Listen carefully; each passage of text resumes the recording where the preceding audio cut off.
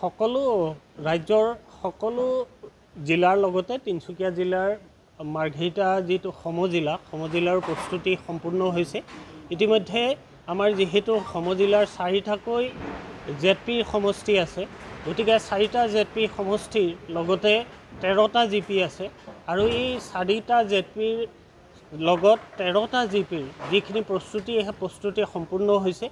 ইতিমধ্যে আমাৰ এই 13টা জিপিৰ ভিতৰত সৰ্বমুঠ 14টা জিপিৰ যিসকল ৱাৰ্ড মেম্বাৰ আছিল তেখেতলোক বিনা প্ৰতিদ্বন্দ্বিতাৰে নিৰ্বাচিত হৈছে।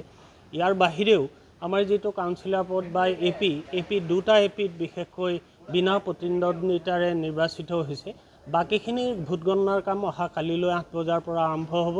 ইয়াৰ প্ৰস্তুতি সম্পূৰ্ণ কৰা হৈছে, 3তৰপীয়া নিৰাপত্তা ব্যৱস্থাও কৰা হৈছে আৰু আপোনালোকৰ আগত আমি অৱগত কৰিব বিচাৰোঁ যে অতি সুন্দৰভাৱে যাতে এই সম্পূৰ্ণ প্ৰক্ৰিয়াটো সমাপ্ত হয় তাৰ বাবে আমাৰ প্ৰশাসনৰ ফালৰ পৰা যিখিনি সাৱধানতা আৰু সতৰ্কতা লগতে প্ৰস্তুতি ল'ব লাগে তাৰ ভিতৰত আমি সকলো প্ৰস্তুতি ইতিমধ্যে সমাপ্ত কৰিছোঁ। কিমান কৰ্মচাৰী ইয়াত নিয়োজিত হৈছে?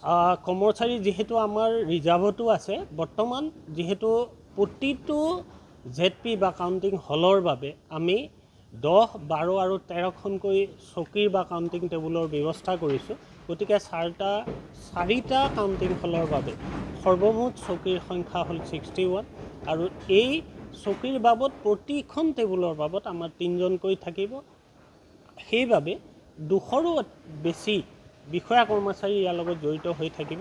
লগতে প্ৰতিটো কাউণ্টিং হলৰ বাবে আমাৰ 1জনকৈ অথৰাইজ অফিচাৰ বা ARO তেখেতলোক থাকিব আৰু পৰ্যবেক্ষক বা অবজাৰ্ভাৰ বাইদেউৰ বাবেও আমাৰ বাবে থাকিব। লগতে মাইক্ৰ অবজাৰ্ভাৰসকল থাকিব।